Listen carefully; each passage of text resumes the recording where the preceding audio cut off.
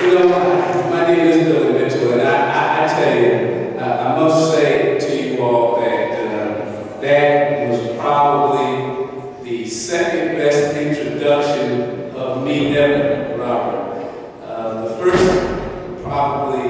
first best occurred just a couple of weeks ago, actually. I was speaking somewhere, and the person who was to introduce me didn't show up. So I had to introduce myself. You should have heard all the great things I had to say. Very seriously, please give Robert a hand.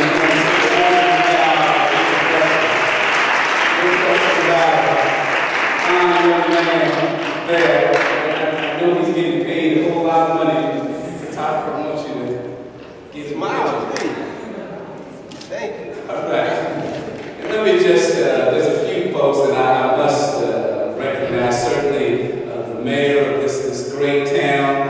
I can remember when the mayor first decided to run for city council president. I was a committee member at that time, and I was one of the first persons he came to see, because at that time I had more votes than any other committee member at the time, and I thought for sure that he would have a great career. You know, this is dangerous getting to recognize some folks there. Good to see Reverend Bill Garlick still in the trenches, but when we talk about Black history, we must mention Larry Roddy, would you please stand?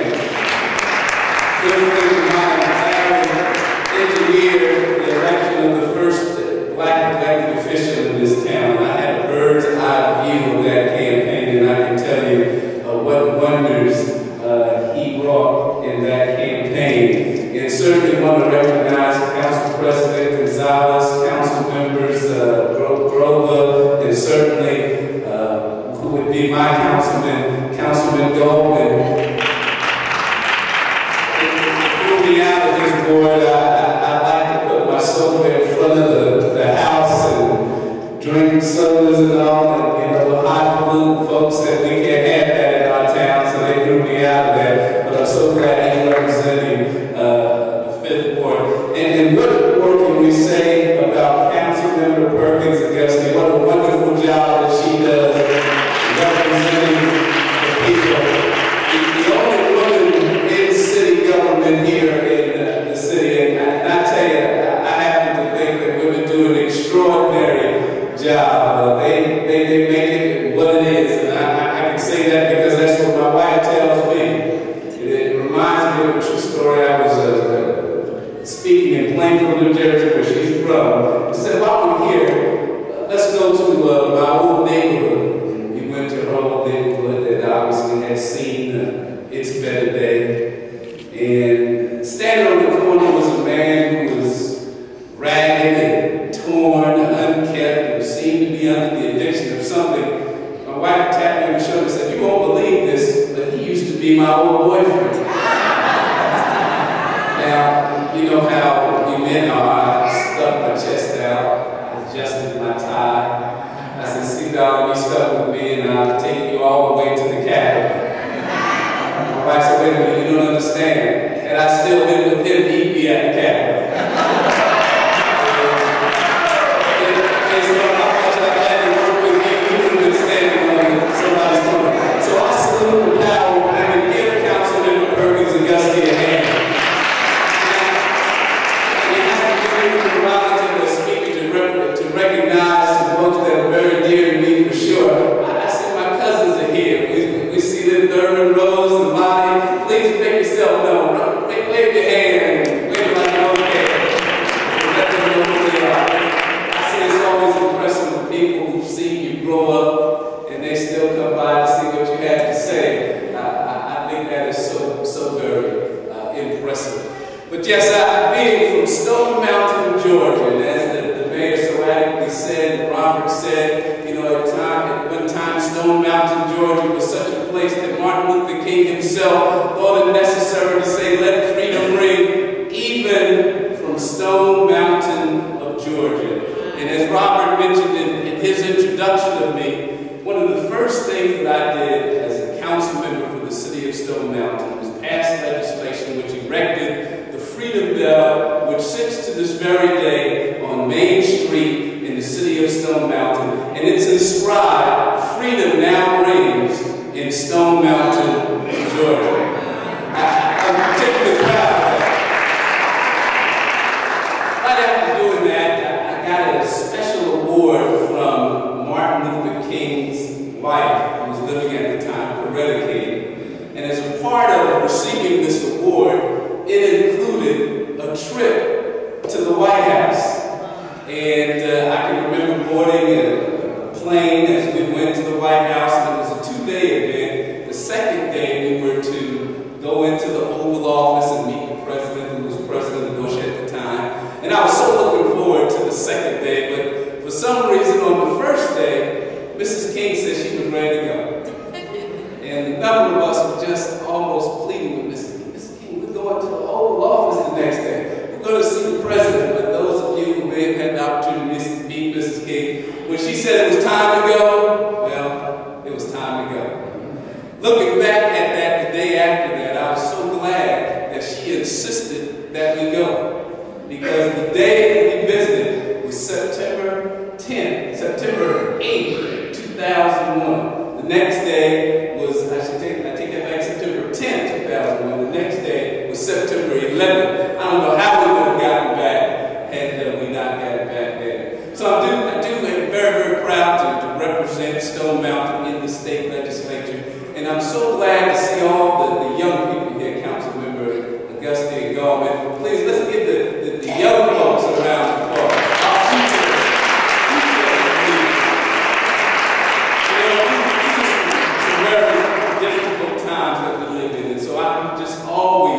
Grateful of the opportunity to see young folk getting involved in the process, getting engaged, learning about their history, making certain that they can make a difference in this community, indeed, in this world. As a matter of fact, I always like to say, you know, these are very, very difficult times. We live in an age where we've got teachers who are afraid of administrators who are afraid of principals, and principals who are afraid of superintendents, and superintendents who are afraid of school boards, and school boards who are afraid of parents, and parents who are afraid of children, and children aren't afraid of anybody. You know, these are some very difficult times that we live in. You know, when I left New Jersey, and then I went to California, and after graduating in California, I taught school for a little bit.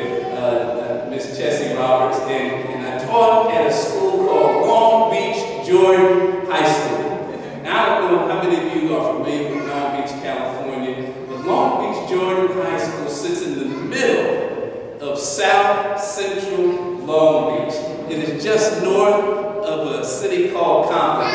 If I had some time, I could tell you some real stories about my time in Long Beach Jordan High School. I'm going to tell you about one. I was coaching basketball at the time, and I had an athlete, and there was something about this athlete that I liked. Now, truth be told, he wasn't a very good basketball player, but something about Calvin I particularly liked. Calvin would listen to me all day. I would talk to Calvin about how it was important for him to go to school and do his absolute best. And Calvin, no matter how many times I talked to him or how long I talked to him, he would always act as if he was interested. Calvin just was always there. Well, one day Calvin got suspended, and let's just say he was smoking in the bathroom. And after the suspension was over, Calvin never returned to school. And it hurt me because I said, all the time I put in talking to that young man, I thought that he really was listening. Well, the years have gone by, and I had eventually moved to Atlanta. And while we were living in Atlanta, somebody told somebody who told him, and sure enough, for himself together, he got in the middle of this rap stuff. And Calvin has children today. And when I met him after not seeing him for so long, he introduced me to his children. And he said to his children right in front of me, he said, don't you know how I tell you it's important for you to go to school? And don't you know how I tell you to do your absolute best and to work hard? Well, there were a few people who used to tell me this in my life. And And it made me feel good because it showed me that Calvin really did listen. Let me just tell you, he doesn't go by the name of Calvin anymore. He calls himself Snoop Dogg now. Calvin Wallace, Snoop Dogg. Now, probably don't even know who Snoop Dogg is, but you young folks, let me drop it like it's hot and let you know that, as a matter of fact, you've got to do all that you can and make sure that you do all that you can and be all that you can, because that's the only way that you can be all that you can. And history enough for me. One of the people that I like to talk about is Ms. Ruth McNeil. Mrs. McNeil was one of those kinds of people who had no problem snatching up kids who weren't her own. She disciplined any child as if they were her own. Seemed to me like she had a switch that could go around corners and down alleys, wherever, in any place you were doing something you weren't supposed to. It seemed like Mrs. McNeil always knew about it. Reminds me of a true story. My father had this rule when I was growing up that after school, we had to come straight home. Now, those of you who know my father, I think that he's a nice guy and all that stuff. Trust me, when I was growing up, you know, that wasn't the case at all. At least not with me. And as a matter of fact, I tell him all the time, he's trying to be nice now because he's close to get to heaven age, so he's trying to make up so he can get into heaven. Well, my father had a rule that he had to come straight home right after school. And I remember one day I had some friends of mine who knocked on the door and said, "No, we got this basketball game. We're playing people from the other side. Come on and play." And I just remembered one time he'd usually come home. So this one time I said, "All right, let's go." And I remember playing and I looked at what time it was and I could see that it was almost time for my father to get home. So I did what anybody in my situation would do. I grabbed my coat and ran as fast as I could all the way home. I remember just getting in the door when my father pulled up.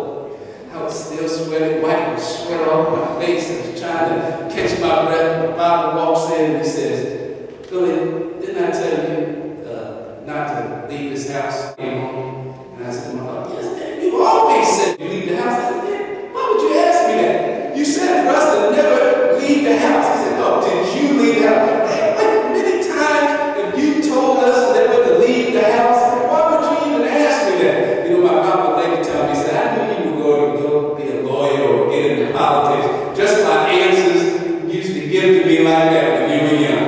Matter of fact, I got tired of fooling around with me. He said, "Boy, I know that you left the house. Mrs. McNeil told me all about it." See, I say we need some more. This is ability and everyone's involved, making our community a better community. That's why, you know, we have all this crime going on and nobody knows what's happening because of some Mrs. McNeils. I can tell you another story. My mother used to send us to Stone Mountain down south when I was a youth to stay with an uncle of mine, Earl Taylor. And I tell you, it was cheap. It was a cheap daycare or cheap summer program. You go down everything. And my uncle had this raggedy blue truck and had a vegetable wrap. And I mean, he made us work for his summer. I can remember working in the toil of the hot Georgia summer. I used to say, "Never, ever will I do this. But I'd be so glad that I can get away from this and get off this vegetable wrap truck." And I remember my uncle saying to me one day after a long day on this vegetable wrap, Uncle Earl, he looked at me and said, "Billy, I noticed you've been working really hard." And I said, "If you continue to work hard and you continue to have the faith, then one day this vegetable wrap will be all yours." Now, I didn't want to have anything to do with the vegetable wrap. I said, "Oh, I've learned my lesson. I'm going to go to school and do the absolute best that I could do." Well, as a matter of fact, my uncle, who was a sharecropper, and his father was a sharecropper,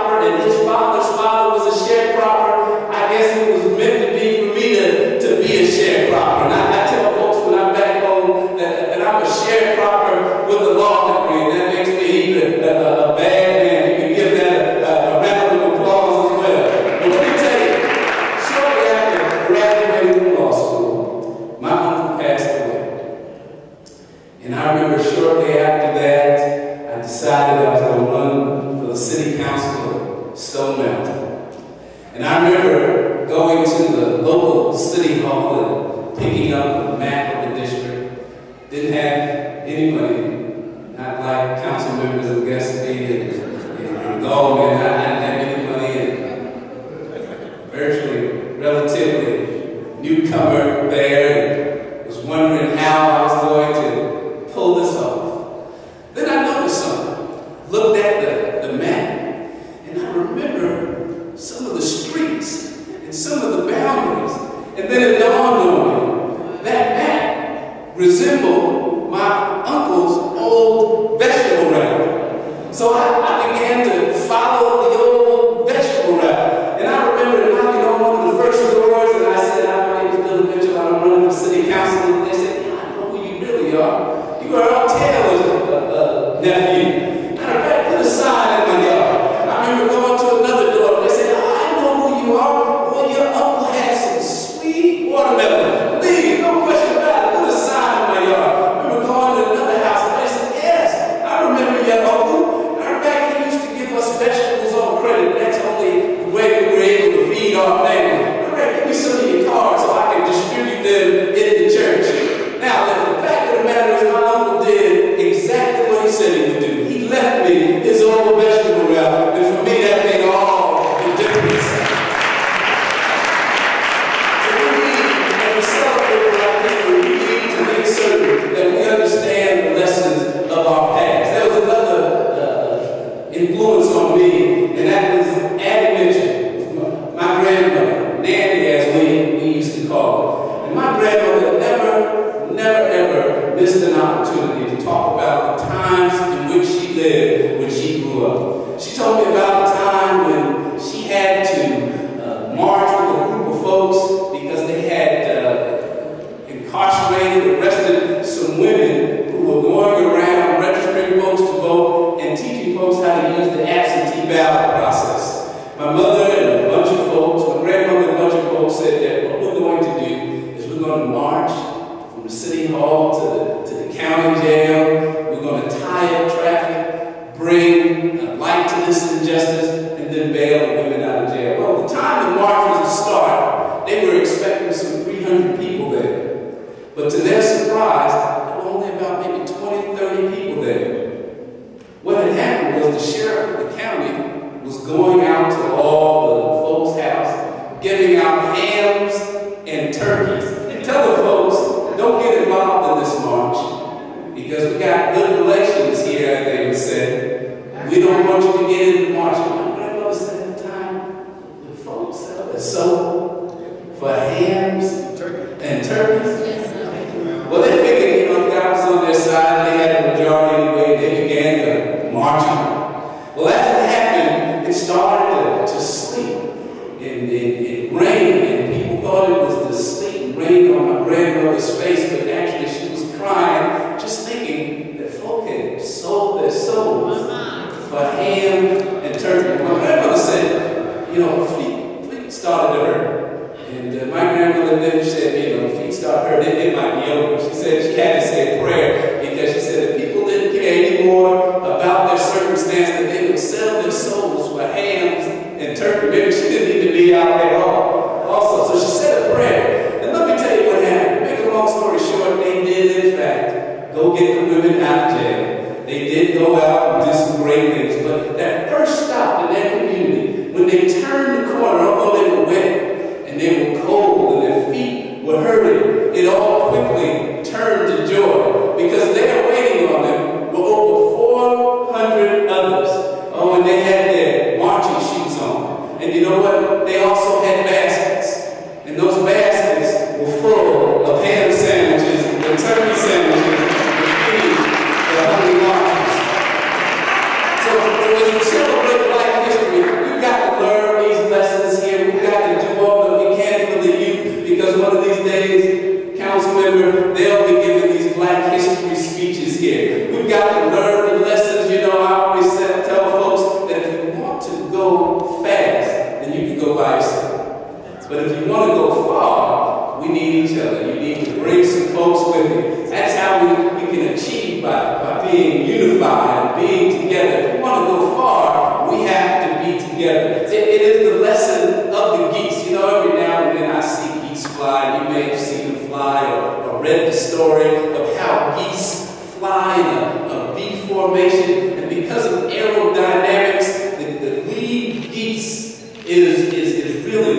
hard, and the other geese, as they go backwards, they work even less. And every now and then, when the lead geese gets tired, just drastically, there's no drastic move, no broken convention, no fight, partisan, political fight, no argument, just the lead geese will just quietly go back to the end of the line, and another geese takes its place. And so the lesson in all that is that your individual location is not as important as your collective destination. So we need to have as much sense as geese as to lean on each other to make sure that we are as best as we can be. Now before I close, I'll tell you a few stories. You know, Mayor Bowman mentioned about us being delegates. I'll tell you this, in Los Angeles, that was 2000. I was a delegate to the 2000 convention.